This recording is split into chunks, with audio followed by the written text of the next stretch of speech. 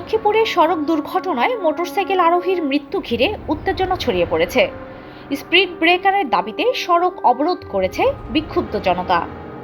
রোববার সন্ধ্যা 7:30টার দিকে জেলা শহরের মডেল হাসপাতালের সামনে একটি অটোরিকশার সঙ্গে মুখোমুখি সংঘর্ষে নিহত হন মোটরসাইকেল আরোহী জাহিদ হাসান রাব্বি। তিনি সদর উপজেলার ভবানীগঞ্জ ইউনিয়নের নূর হোসেনের ছেলে।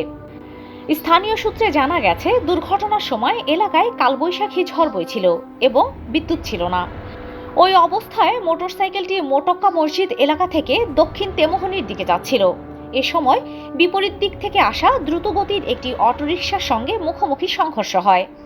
এতে ঘটনাস্থলেই মারা যান রাব্বি। দুর্ঘটনার পরপরই অটোরিকশাটি পালিয়ে যায়। এই ঘটনায় ক্ষুব্ধ এলাকাবাসী সড়কে গাছের গুঁড়ি ফেলে প্রায় 1 ঘন্টা অবরোধ করে রাখে। তাদের দাবি, দক্ষিণ তেমোহনী থেকে মডেল হাসপাতাল পর্যন্ত সড়কটি অত্যন্ত ব্যস্ত এবং দুর্ঘটনাপ্রবণ হওয়ায় দ্রুত স্পিড ব্রেকার স্থাপন করতে হবে।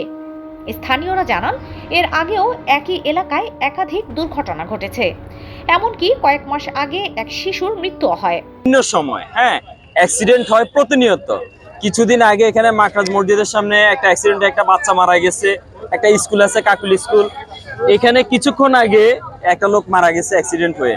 তা আসলে এলাকার লোকজনের দাবি, যে দীর্ঘদিনের দাবি জানাচ্ছে এটা, যে এখানে একটা সুন্দর জন্য, যে মানুষের নিরাপত্তার জন্য একটা স্পিড ব্রেকার প্রয়োজন।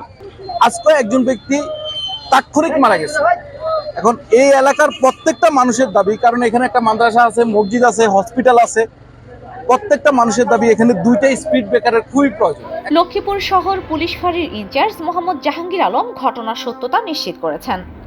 এদিকে লক্ষ্মীপুর সদর মডেল থানার ওসি ঝলক মহন্ত জানান, নিহতের মরদেহ উদ্ধার করে ময়নাতদন্তের জন্য হাসপাতালের মর্গে পাঠানো হয়েছে। স্থানীয়দের সঙ্গে কথা বলে সড়ক অবরোধ তুলে দেওয়া হয়েছে। পাশাপাশি স্পিড ব্রেকার স্থাপনের বিষয়টি সংশ্লিষ্টদের সঙ্গে আলোচনা করা হবে বলেও জানান তিনি।